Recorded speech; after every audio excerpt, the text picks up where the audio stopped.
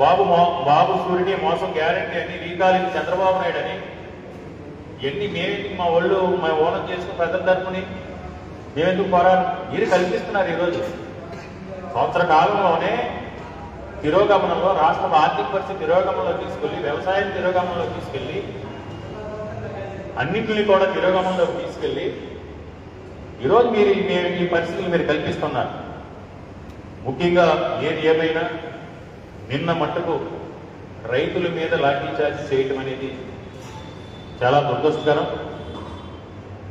గతంలో కూడా, గత చరిత్ర కూడా చూసుకుంటే చంద్రబాబు నాయుడు గారి పాలనలో ఇలాంటి సంఘటనలు జరిగి మళ్ళీ అలాంటి సంఘటనలు జరగడం అనేది దురదృష్టకరం.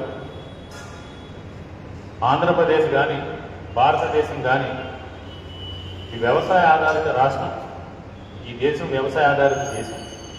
ఇక్కడ రైతు సుభిక్షంగా ఉంటేనే ఈ రాష్ట్రం కానీ, ఈ దేశం కానీ సుభిక్షంగా ఉంటుంది.